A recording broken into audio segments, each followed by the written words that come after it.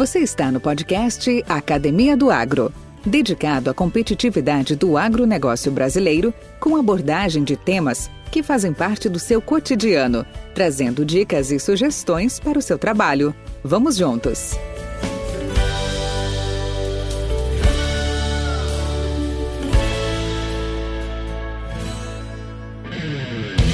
Se o representante comercial, vendedor ou profissional é responsável pelas vendas, é imprescindível que ele apresente bem o produto, mostre que tem conhecimento sobre ele, sobre a posição dele no mercado do qual faz parte e, principalmente, que tipo de solução o produto representa para os eventuais problemas que o produtor rural tem em sua propriedade. O foco do profissional que atende tem que estar na satisfação do produtor rural. O vendedor deve conhecer as necessidades do produtor e dar a ele, através de um atendimento técnico, mas também cordial, o que ele precisa para resolver o seu problema. O cliente não compra o produto, compra a praticidade, compra a solução. Ele não precisa de um item a mais, precisa ter um problema resolvido. É essencial que o profissional de vendas de insumos agrícolas atenda-o tendo esta premissa em mente. Para o seu sucesso, é essencial que ele possua algumas competências, sejam elas técnicas ou de personalidade. Algumas dicas para o bom vendedor: qualificação contínua, conhecimento técnico, comunicação, bom planejamento, saber trabalhar em equipe, coordenar, motivar e liderar e, principalmente, resolver conflitos.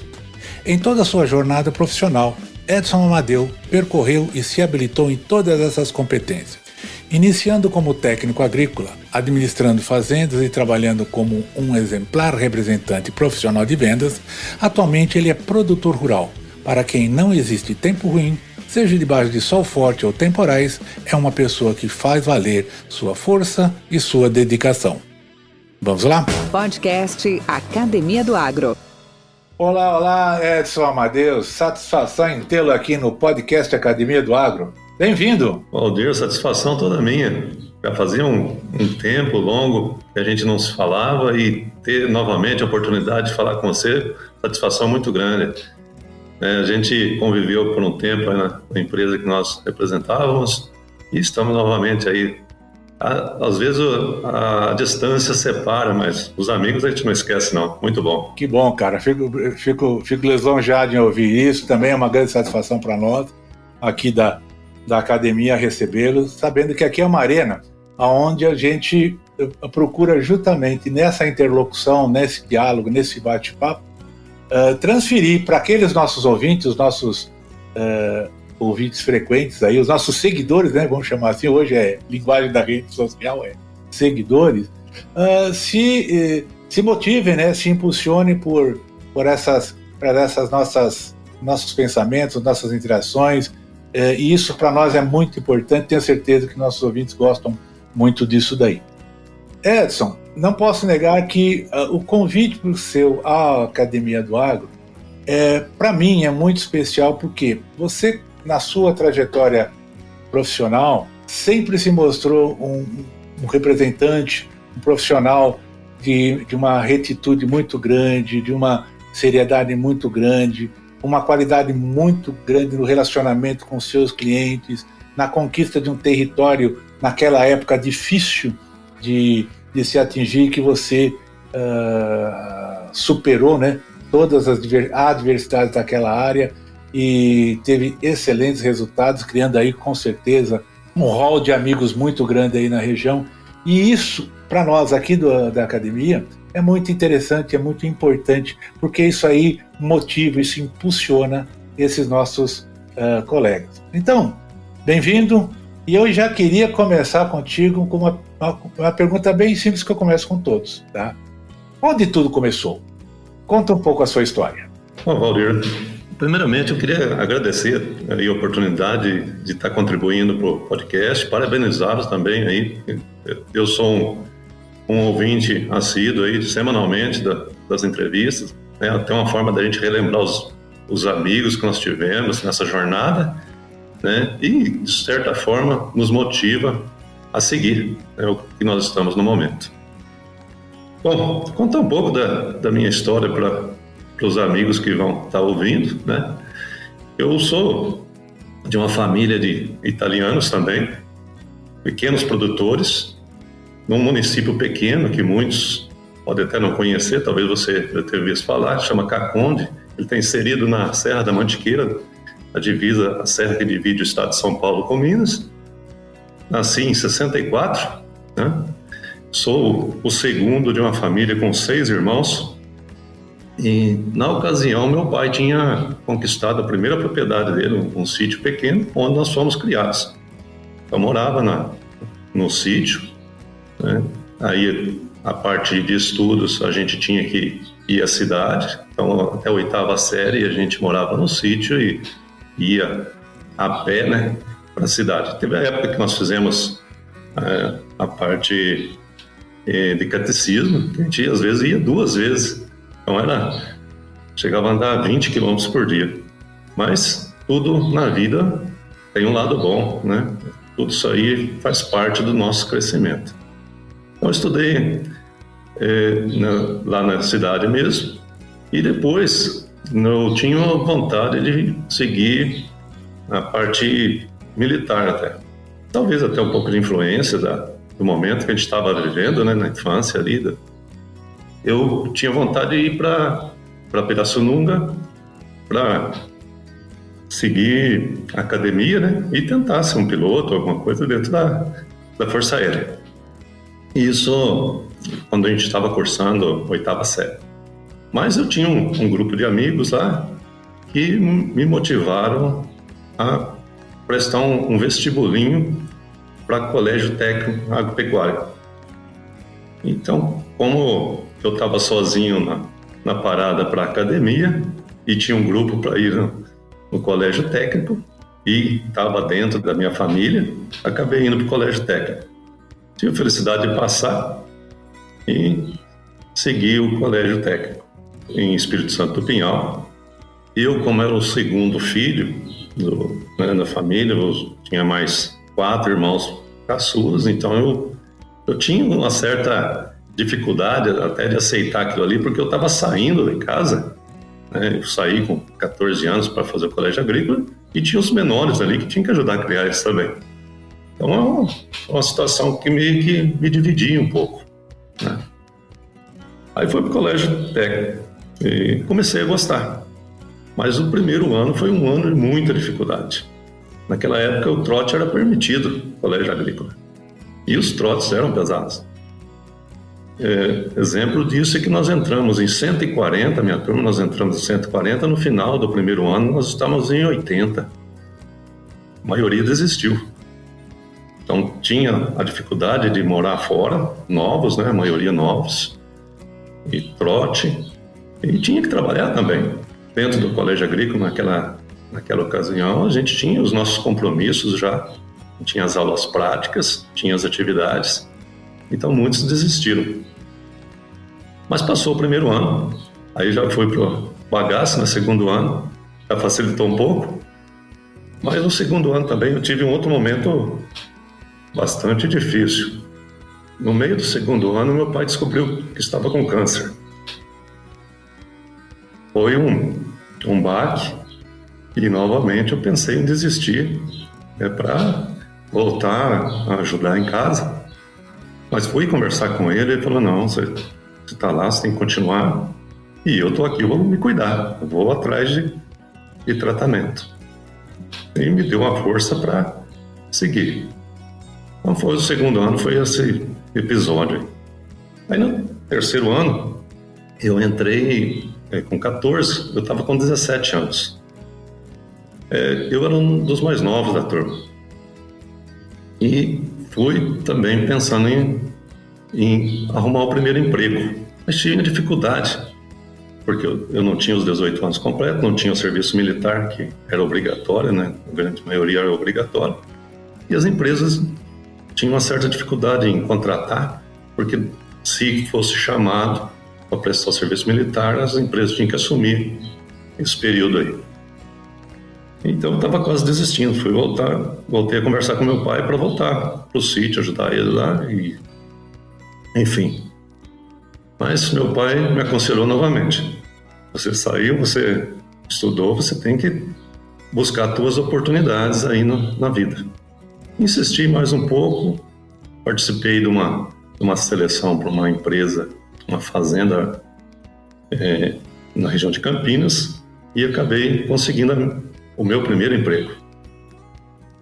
Então, esse é, em resumo, a parte de estudos.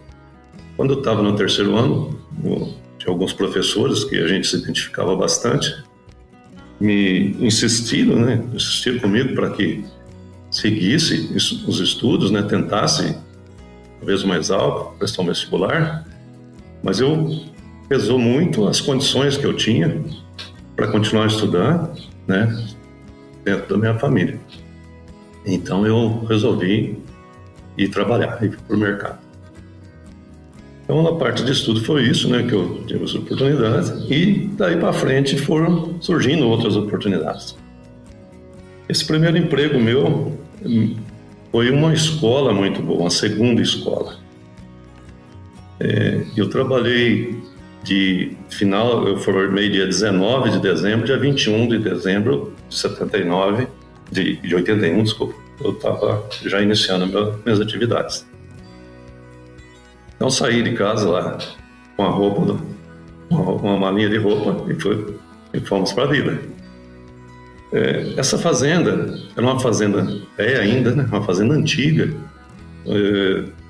com os proprietários de origem japonesa, inclusive lá no Japão. Então eles preservavam muitos funcionários, mantinha funcionários por longos prazos. Então eu fui comandar uma equipe de colaboradores lá que tinham 20, 30 anos, alguns com quase 40 anos de casa. Então, muita dificuldade, sem experiência, sem conhecimento. E, como se dizia, não tinha nem barba na cara. E ia comandar o pessoal. Então, eu tive que me superar, eu tive que criar argumentos, criar conhecimento para poder merecer o respeito desses colaboradores. Mas a gente foi e conseguiu passar esse período, Então eu fiquei numa fazenda que produzia café, também cereais e um pouco de pecuária. Fiquei num período aí de 8 anos praticamente. Depois, durante esse período, conheci a minha esposa, que morava na fazenda. A gente veio a se casar. Os 2 primeiros filhos meus nasceram nesse período, mas eu cheguei à conclusão que se eu continuasse ali, eu ia ter pouca oportunidade de crescimento. Talvez profissional até ia ganhar bastante conhecimento, mas financeiramente ia ser difícil. Aí eu tive uma oportunidade, a vida cheia de oportunidades, Eu acho que essa palavra eu vou estar falando muito ela, porque todos nós temos muitas oportunidades. Lógico que nem todas a gente deve agarrar, e às vezes tem algumas que a gente vai descobrir que era uma péssima oportunidade depois que partiu para ela. Mas, enfim, eu queria tentar alguma coisa melhor para minha família. Aí um amigo na época me chamou para montar uma revenda, ele tinha uma revenda de máquinas agrícolas em Campinas, e me convidou para montar uma filial lá na região de São José do Rio Pardo. Na hora eu topei, deu um desafio, mas vamos lá. Passou alguns meses, eu já tinha desligado da empresa que trabalhava, não deu certo, teve aqueles planos, eu não lembro exatamente qual plano, aqueles planos econômicos que não davam em nada, mas me prejudicou bastante, e ele desistiu de montar essa filial. Eu fiquei desempregado. A única coisa que eu tinha era uma pequena casa, que eu tinha conseguido nesse período todo, nesses 10 anos que eu trabalhei, para morar. Casa muito humilde, mas eu tinha minha casa própria. Aí eu fiquei desempregado.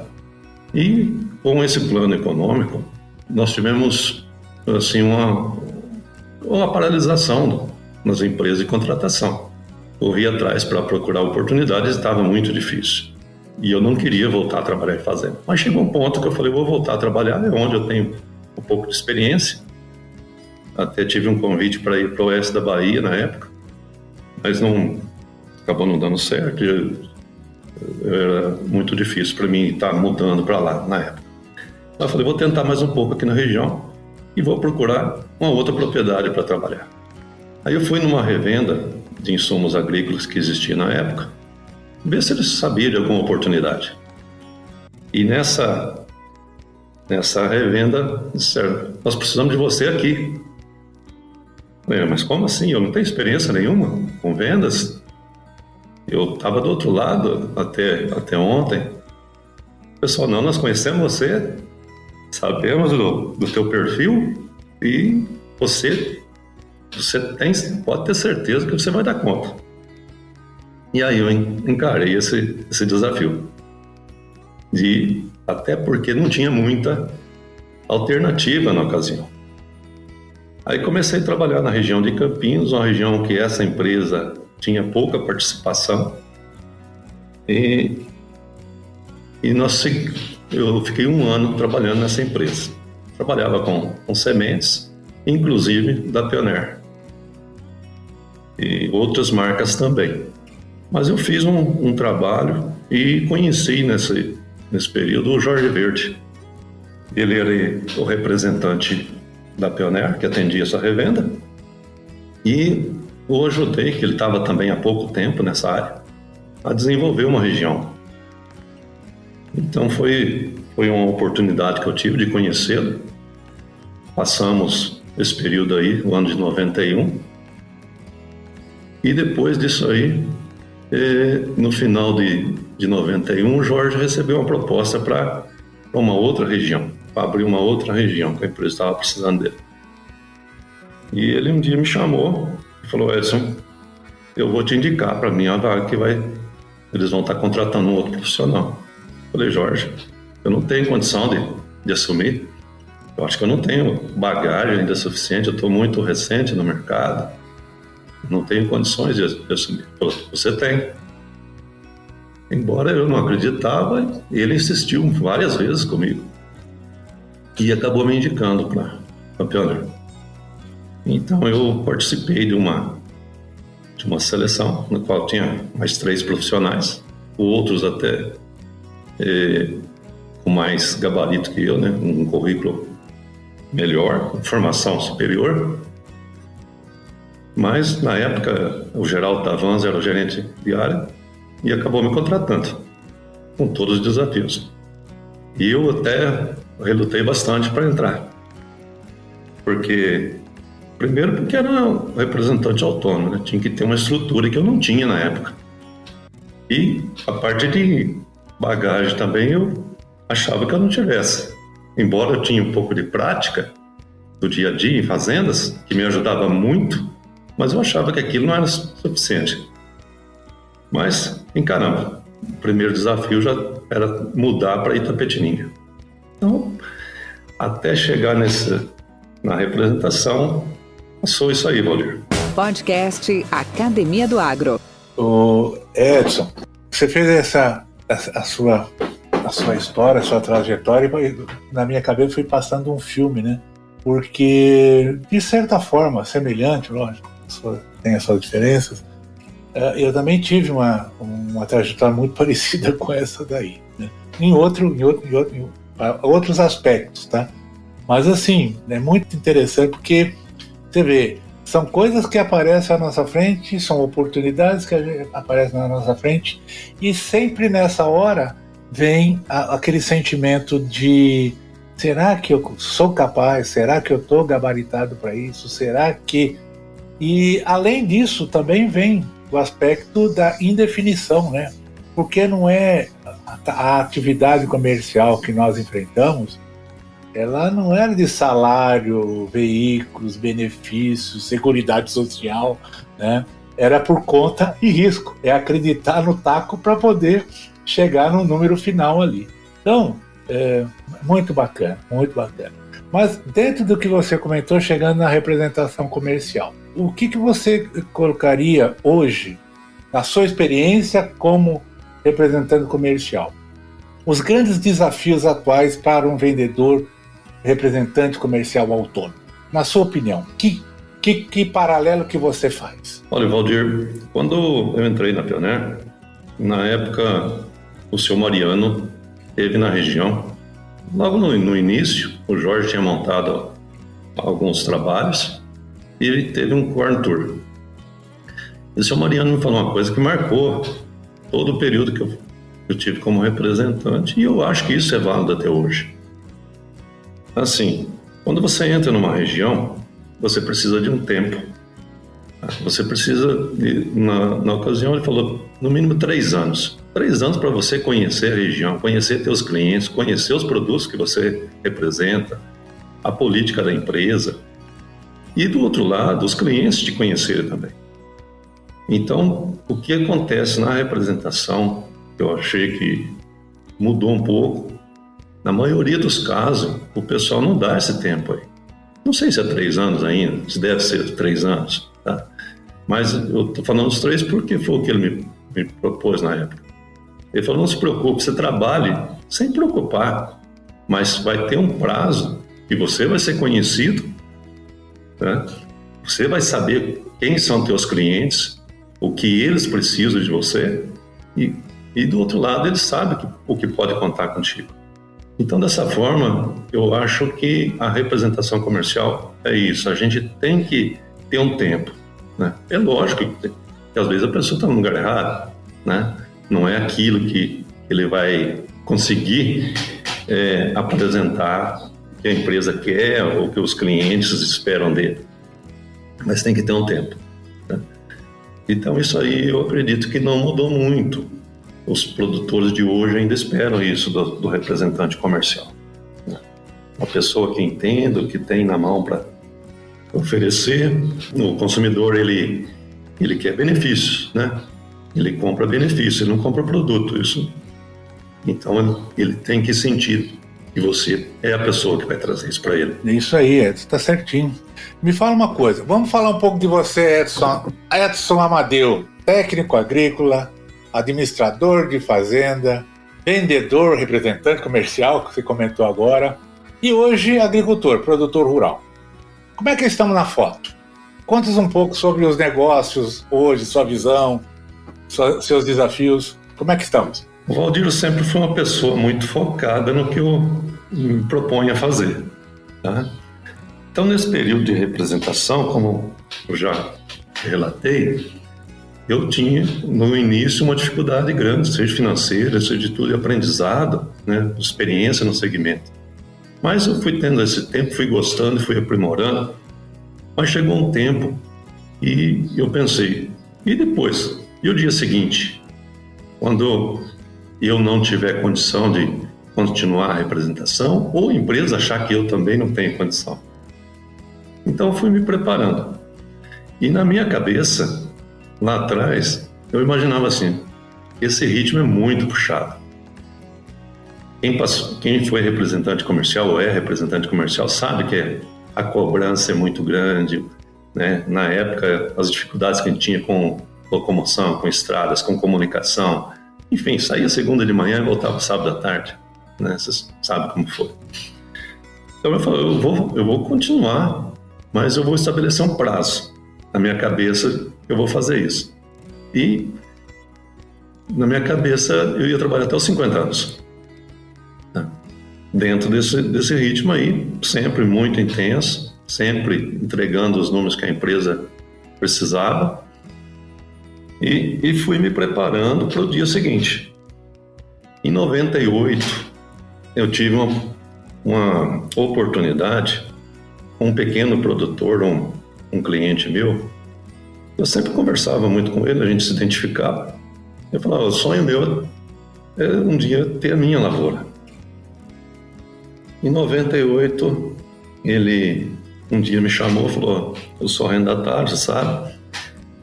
Planta junto com os irmãos e os irmãos estão deixando uma área. E aí tem uma oportunidade para você plantar. Eu falei, mas eu não tenho tempo de acompanhar a lavoura. Eu tenho outra atividade, o foco meu é a representação. Ele falou, não, eu preciso de alguém que me oriente e lógico, com recurso financeiro para a gente poder tocar. Então, em 98, eu comecei a fazer a lavoura em área arrendada, sem nenhuma estrutura, usava as máquinas que ele tinha e começamos. Então, nesse período, eu vim ganhando experiência, usava a experiência que eu tinha nas minhas áreas próprias para levar para os clientes. Então, foi um grande laboratório para mim no início, porque eu pagava a conta, sabia quanto custava. Então, isso aí me deu, diria para você, um grande incremento em termos de profissionais para levar para meus clientes. Então, somou. Eu ganhava o meu particular ali, investimento particular, mas os meus clientes também se viram beneficiados. Muitas vezes levava os clientes para ver a minha lavoura, quando eu estava fazendo alguma coisa de novo ali, né? Então proponho o pessoal aí, enfim, sabe, o que a gente estava fazendo na prática. Então eu ganhei bastante credibilidade, né, dessa época. E ao mesmo tempo, como eu tinha a representação como minha fonte de renda maior, todo o dinheiro que eu fui ganhando nesse período aí, eu fui reinvestindo, né? Para que um dia, entre aspas, quando chegasse nos 50 anos, eu tivesse uma opção, poder escolher qual que eu ia, se ia continuar as duas ou não. E foi.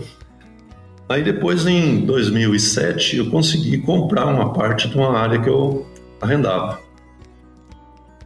Então eu consegui, tive oportunidade, parecido com o emprego também, com a representação. O dono insistiu comigo, ele queria vender para mim. Ele viu o trabalho que eu fazia, era uma pessoa também, ele não conseguiu tocar a propriedade dele, então eu estava arrendando porque ele não tinha condições de tocar. E ele precisava vender uma parte da propriedade, ele me chamou um dia e falou: vou vender uma parte da fazenda para você. Mas não dá para me comprar, eu não tenho todo o dinheiro. Não, eu vou facilitar. E insistiu e vendeu uma parte da propriedade para mim. Aí continuei arrendando o restante da propriedade dele. E veio. E depois eu comprei mais uma outra parte. E na vida, Valdir, eu sempre tive comigo o seguinte: eu já vivi com menos que eu tenho hoje, tá? Eu nunca fui uma pessoa ambiciosa, assim, na época eu poderia, de repente, ter investido em outras fronteiras na agrícola. Mas eu procurei valorizar o que eu tinha de bom. A minha família, eu não quis sacrificar minha família. Os meus filhos já estudavam em boas escolas. Então eu preferi continuar investindo aqui na região. Então eu conseguia fazer a representação sem comprometer nada, né? Eu tinha o tempo da representação e final de semana, domingo, eu ia ser agricultor. Ia para a roça. Quantos hectares você planta hoje, Edson? Olha, Valdir, aqui na região, a gente tem, como quase toda região agrícola, a gente tem dificuldade, né? E como eu falei para você também, não tinha grandes pretensões. Mas hoje eu tenho área disponível de 300 hectares para plantar. Dessa aí, metade irrigada. Hein? Então, aqui, a gente mesmo em sequeira, a gente consegue fazer 2 culturas, né? Então, e nesse tempo eu fui montando uma estruturinha. Então, hoje eu tenho estrutura, não tem transporte.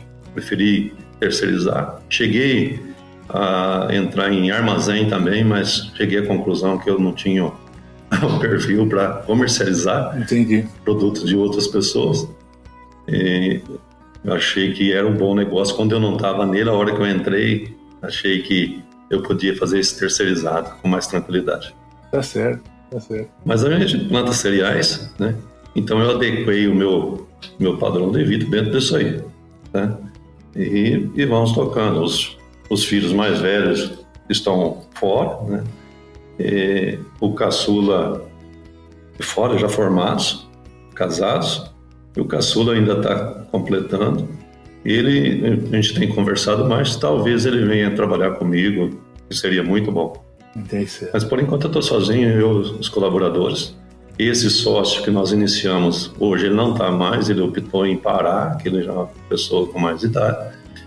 E nós ficamos 20 anos trabalhando junto, sem documentos, sem contrato, sem nada. Então, foi um negócio muito saudável para mim, para ele, e nós paramos. Aí eu também já estava fora da representação, né? E daí a gente está tocando sozinho. Mas a própria saída da Pioneer também foi uma coisa bem planejada. A gente procurou fazer de forma que, até porque eu continuo na região, né? Então de uma forma que os clientes aceitassem a mudança e a empresa também não fosse prejudicada de forma alguma. Que beleza. Podcast Academia do Agro. O Edson, uma pergunta diferente para ti. Depois de 2 anos de pandemia, estamos já quase completando 2 anos, né, desse problema todo. O que você tinha na mala que você não quer mais? O que você coloca de novo nessa mala para o futuro? O que a pandemia mudou para você? Olha, Valdir, assim, na mala, o que eu tinha, que eu acho que a gente tem que viver um pouco mais para a família. Isso me culpa um pouco. Nesse período de intenso trabalho, eu não tive tanto tempo com a família. Então isso é uma coisa que eu me culpo um pouco, né? E eu acho que a pandemia fez a gente repensar mais isso aí. A gente... porque no final a família é que mais importa pra gente. Então eu penso nisso aí. E algumas coisas, eu acho que desnecessárias também, né? Que a gente fazia, assim, valorizava coisas que não são tão importantes. Seja material, seja até pessoal, né? Aquelas aparências que parece que o pessoal vivia muito de aparência. Verdade, né? Verdade. E ter a melhor roupa, melhor tudo, né? Para mostrar para os outros. A pandemia fez a gente esquecer um monte dessas coisas. É verdade. Nós não precisamos de tudo isso para ser feliz, não. É verdade. Independente de onde a gente esteja, que roupa que esteja, tem outras coisas que traz muito mais felicidades. Agora, no início de novembro, nós fizemos um encontro da minha turma, dos técnicos, sabe, de 40 anos. Tá? Da mesma época, né, a gente parecia que estava lá atrás, 40 anos atrás, com a mesma simplicidade, independente de que um tem, que o outro tenha. Isso aí é muito bacana, né? É muito bacana. É verdade. Todo mundo se emocionou e tal. Então a gente, às vezes, tem muitas pessoas que crescem na vida, né? Principalmente financeiramente, e esquecem as origens, né?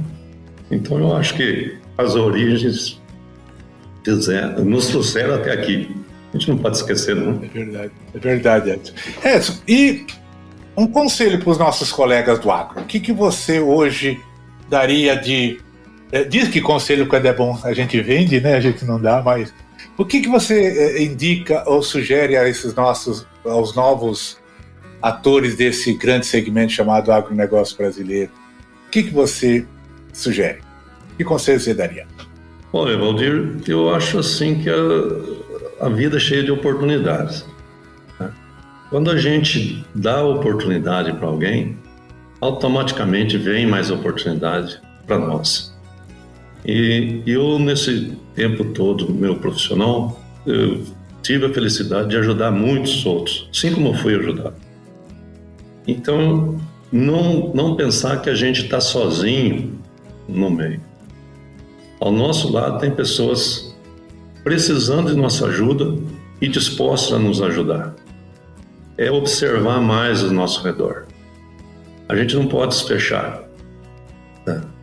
Então, quando a gente trabalha olhando o que está à nossa volta, as coisas naturalmente vão se encaixando. Então, eu acho que a pessoa que está começando, as coisas vão acontecer naturalmente, desde que você esteja aberto, tanto para receber a oportunidade, como para dar a oportunidade. Eu tenho vários colegas que eu consegui tirar eles, assim, daquela... lá de baixo, como um dia eu fui, e trazer hoje estão muito bem. Eu fico muito feliz por isso. Inclusive, dentro da própria Pioneer, nesses 23 anos que eu fui representante, vários colegas eu consegui trazer para dentro da empresa, né, desse grupo que a gente mais está em contato. Aí tem várias pessoas que eu consegui. Isso aí para mim é uma satisfação muito grande. Bacana. Podcast Academia do Agro. Ô Edson, Eu tenho aqui mais 12 perguntas para te fazer, mas eu vou te poupar, fica tranquilo, eu não vou fazer todas elas. Mas eu gostaria de uma em especial. Dentro da sua trajetória profissional, tá? Lógico que tem família, tem pai, tem mãe, sem dúvida nenhuma, né? Mas dentro da sua trajetória profissional, quem que você destacaria como grandes referências para você? Grandes líderes ou grande líder, não precisa ser muito extensa, que marcaram a sua trajetória profissional? Olha, citar nome de pessoas, né, é bastante difícil. Eu acho que, assim, às vezes, nesse período, principalmente, que eu tive na representação, e eu não desprezava nenhum, viu, Valdir? Porque, às vezes, uma pessoa tímida, tá quietinho ali, mas você consegue conversar com ele e aprender com ele. Lógico que tem as pessoas que se expõem mais, pessoas que, assim, têm mais facilidade de comunicar, né? Mas eu acho que, eu prefiro não citar nome, tá?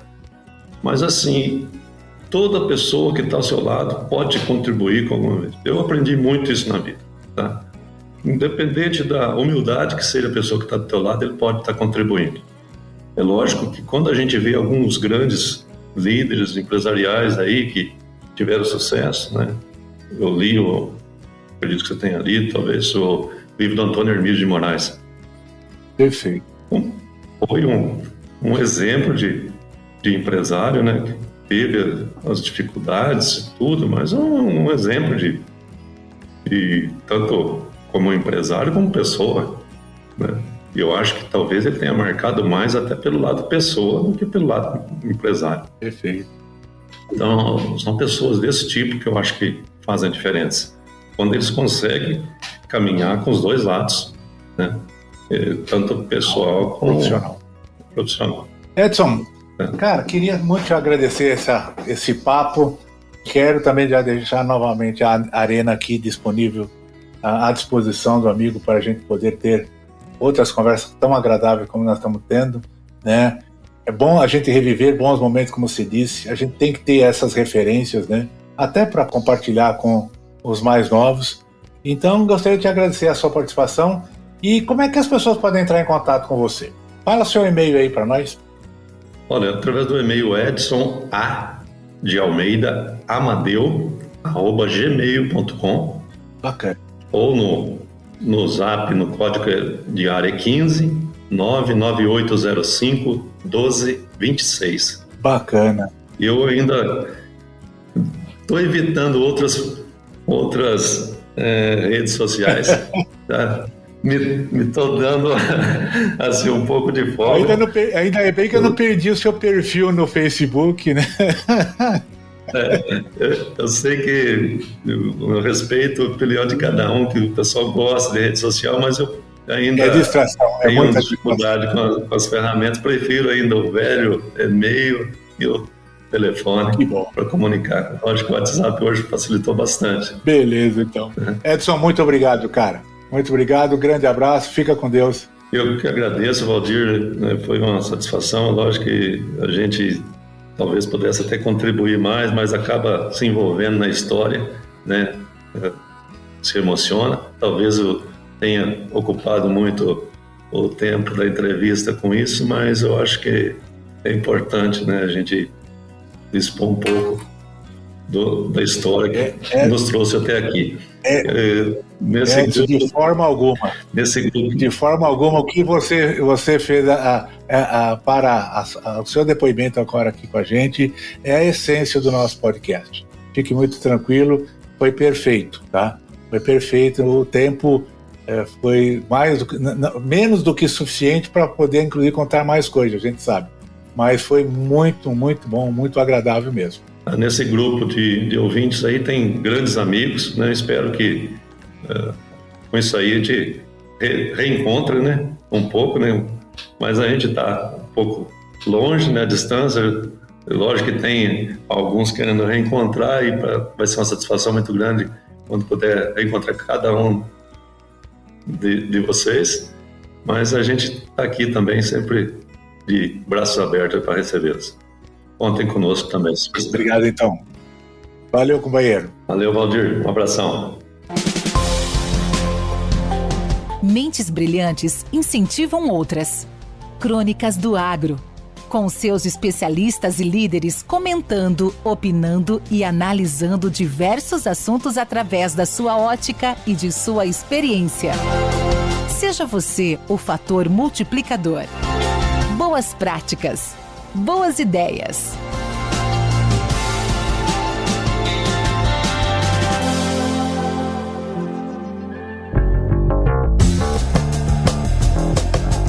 Olá, amigos. Meu nome é Divino Ronaldo, sou jornalista e radialista, apresentador do programa Morada no Campo, na Rádio Morada do Sol FM 97.7 de Rio Verde, Goiás, e fundador dos podcasts Agro e Prosa e Minha História com o Agro.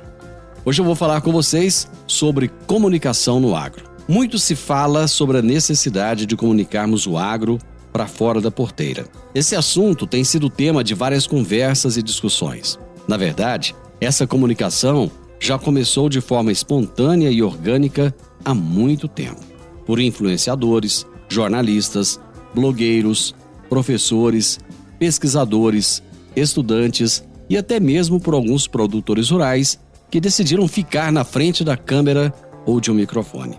São muitos os podcasts que surgiram nos últimos anos com o propósito de divulgar o agro de uma forma leve, para que a maioria da população entenda.